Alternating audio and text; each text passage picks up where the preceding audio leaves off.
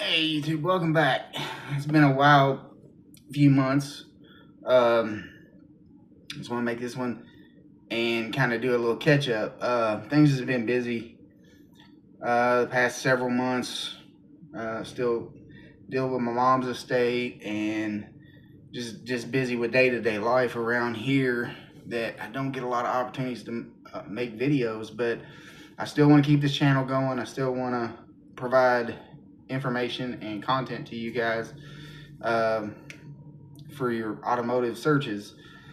And I've actually went through a vehicle transition myself. I've still got the Shelby, but with things going on in the world with my current job, I didn't see the need in having two high value vehicles, full coverage, all that kind of stuff. It's just kind of like, they're nice to have, but if you come to a point in life where you feel like you're spending unnecessary money, then by all means make adjustments.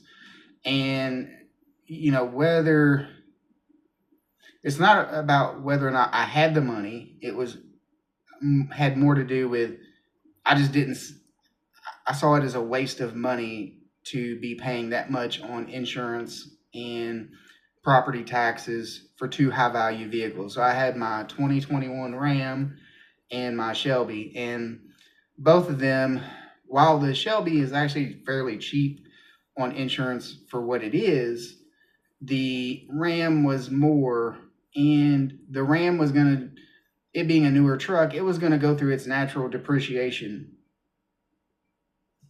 that just all new vehicles do, that they undergo depreciation. So I weighed everything out and I was like, this thing still got value to it.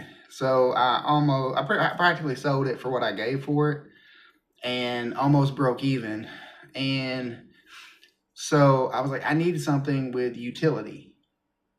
I wanted utility, and fuel economy wasn't so much an issue, but I still wanted to get the same utility. And I realized that after having that truck for over a year, I didn't tow anything. I didn't haul anything.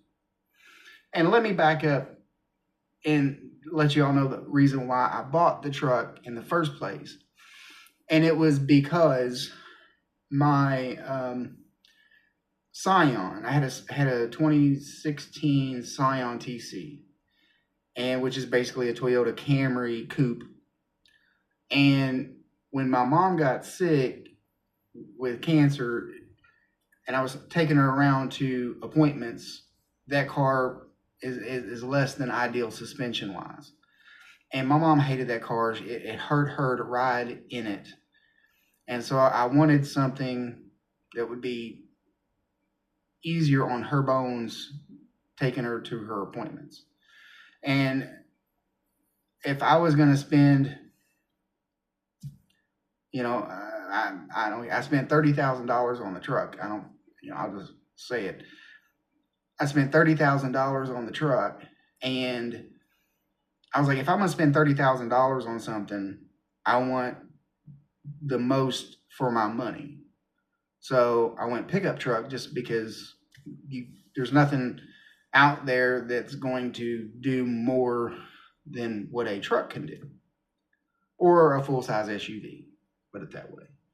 So, but after owning it for a full year, the only thing I had in the bed of that truck was stuff that I got from my mom's house that I hauled to my house in it. That was the only thing I even put in the bed.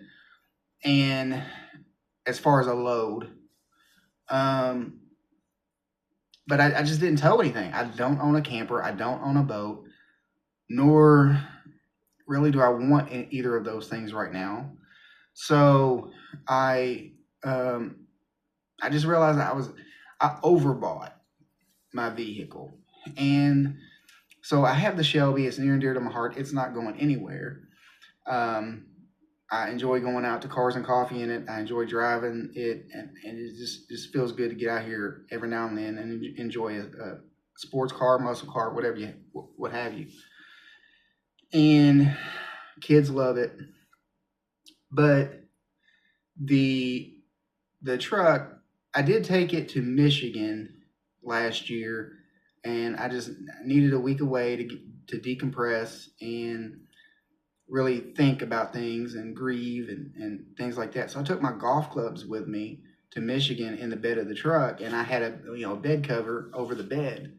And when I got to Michigan, I had to low crawl through the bed of my truck to get my golf clubs out. And I was like, well, this is ridiculous, because ideally you want a cover to keep your stuff out of the elements, and to keep your stuff dry. And when I got there, my clubs was everywhere. And so a pickup truck, as nice as they are, and I know a lot of people love them, it just wasn't for me. I just didn't use it. Just better words. But if you're looking for a truck, I do recommend the newer Rams, especially the Hemi. Get the Hemi 5.7, not the Eco one, but the regular V8. They're good. I didn't have any problems out of that truck whatsoever. I mean, it was oil changes and that was it. But that truck didn't give me a hiccup. And I didn't buy it brand new. I was the second owner of it. When I bought it, it had 45,000 miles on it, and I put about 20,000 miles on it in the year that I had it, and that was just because a lot of the commuting I have to do, taking back and forth, taking care of my mom's estate. So anyway, back to the main reason why I decided to sell it. So it was three things. One, I didn't really need a truck. I overbought my vehicle because of the money that was at stake. Number two was there was a lot of uncertainty with my regular job. Didn't know if I was going to have a job. Didn't know what was going to occur with that. So I would rather have the cash in my bank than in the driveway. And added to the bank. And then the third thing was I really crunched the numbers, and I was like, I can't believe I'm throwing away this much money on vehicle insurance and taxes. And so, sorry, some messages was coming through. And so I was just like, let's be smarter with finances. And so I sold the truck, and I bought it for 30, put 20,000 miles on it, and it had a blemish on the Carfax due to when I had a tire put on it. The technician backed my truck into a pole, and so the tire shop had to repair my truck bed. So it had a minor damage report on the history due to that. So I ended up selling it for $27,000. Well, like I said, I wanted something that gave me utility, and I was shopping around SUVs, and I was considering a RAV4, a Highlander. I was even considering, I have a very specific search filter that I use to where it eliminates a lot of fluff that's on the market. And because I was looking at Toyota for reliability, a Toyota Sienna minivan popped in the feed, and I was like, okay, well, Toyota Sienna, but this particular one had quite a bit of miles. It had a good ownership history, a good Carfax, and all of that. But it had about 133,000 miles on it, which, as far as a Toyota, it's kind of not hurt. But I do know the Toyota V6 engine, and in a transverse mounted setup, there's an oil seal that can go bad, and It don't happen to all of them, but when it goes bad, then that's a pretty high dollar repair just because of it's transverse mounted, and usually that's an engine out job. And there's several vehicles that this is case for. So you got the Toyota Sienna, you got the Lexus RX, things of that nature. Pretty much any front wheel drive configuration that the 3.5 V6 is in, that can happen. Also, I know that due to the engineering of it, the alternator going bad can cause, well, not can cause, but it's an expensive repair, and it's a tedious repair. And when I turn wrenches for a living, I don't want to come home and have to do that when I'm trying to spend time with the kids. So the least amount of wrenching I have to do in my driveway, the better. So anyway, I was like, well, for the price that some of these SUVs, smaller SUVs are, why not check out a minivan? And so I looked up minivans, and this is the one category that I will say it's really a pick your poison category, because as much reliability that Toyota has, Toyota, Honda, all of them. Honda's had transmission issues with their minivans, with the Odyssey. Toyota, of course, is probably the better of them, but in my case, when I was looking at this one, I just didn't want that high a mileage. And then, of course, the lower the mileage, the more expensive they are, the Toyotas. So anyway, I ended up buying a 2018 Dodge Grand Caravan RT. Not RT, GT. I take that back, GT. And yes, Dodge Caravans can have issues. They can have problems just as much as the next one. And honestly, that's why I say minivan category is pick your poison, because they've all got issues, and they can all have they can all hit your wallet pretty hard with some of their repairs. But at the moment, I was looking at value for the dollar. I was able to get a newer Caravan with less miles for the money, and I'm not talking about a $500 savings. I'm talking about thousands savings. And I know there's some YouTube mechanics out here that'll go, "Oh, you'll spend the difference in that. You should have probably went on and bought a Toyota." Well, I've been a mechanic for years myself, and odds are I'm gonna be okay with this. I know how to be diligent with picking out a good example of something. Whether the manufacturer or the model has had issues, I can usually find a good, if not best, example available, and pretty confident in that. Matter of fact, I took it on a trip to Florida and back, and so far I've had this van now,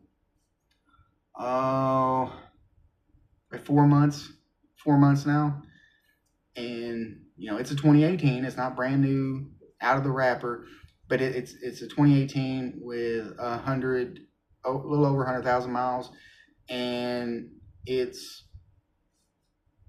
purring like a kitten. No hiccups, don't even act like it wants to break. So it's been good. So I really just wanted to I know the story kind of got long, but I just want to explain to you what prompted my decision to switch, and I'm very happy with it. I never thought I would like a minivan, but I do actually love it. It's probably in the top echelon of vehicles that I've owned in my life that I could say, I like this thing. And honestly, whenever I was writing the check for it, I was like, I'm getting ready to buy a minivan.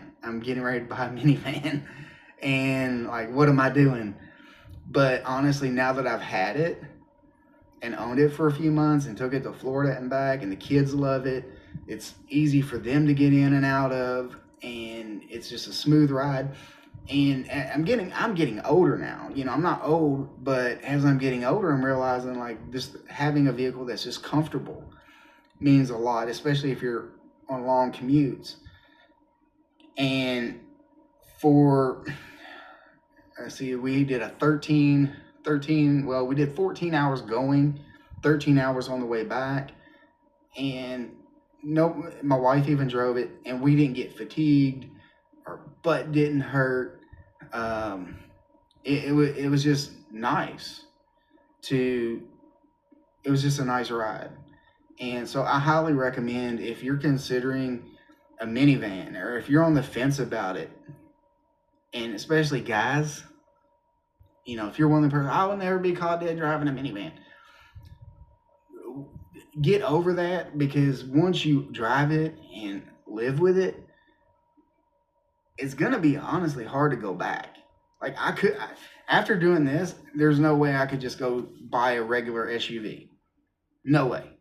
No way. Because you have more utility. There's way more space in it. I could put way more stuff in there. It's more comfortable. Better fuel. I mean, yeah, there's going to be SUVs out there that get better fuel economy. So don't hedge everything on fuel economy.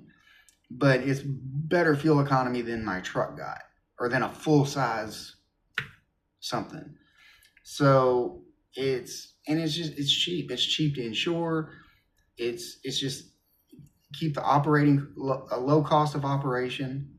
I did an oil change on it too. Cakewalk on this thing.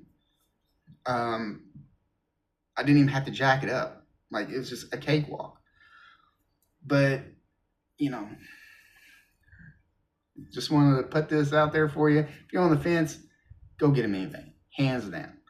And it's one of those, get what you like. Just get what you like. Get what you can afford, get what you like, because minivan is that category to where there's not a lot out there. You don't have a lot of options.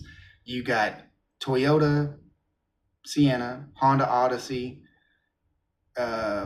Caravan. Avoid the Pacifica. Do not get those new Pacifica hybrids. I'm going to tell you that now. Do not get those. We've got those at work, and they're garbage. Yeah, those are just a nightmare. Stay away from those. But use Grand Caravan. Not too old, but, you know, in the late teens, early 20s, you know, fine. Of course, what else is there? The Kia Carnival. I honestly don't know much about those, but I would be leery of the Kia engine recall thing. I don't know. No, I don't think all Kia and Hyundais are bad. I think there might be a couple models that are still good, but maybe it's the smaller commuter cars that are plagued the worst. But you know, there's not many options as far as minivan. That's why, like, as far as that goes, I don't expect people to hold true to the Toyota's the best mantra when it comes to those, because, like I said, pick your poison. Get what you like. Get what you can visually live with. Get what you can afford. And that's it. Enjoy. You know, if anything's holding you back from one, you know, get it. And in worst case scenario, maybe even if you need further convincing, see if you can, if you're shopping for one, see if you can find one of those dealers that'll let you take it home for a day or two to kind of see what it's like to live with it without a full commitment. I promise you, you'll like it for its ease of use. Anyway, have a good day. God bless. See you on the next one.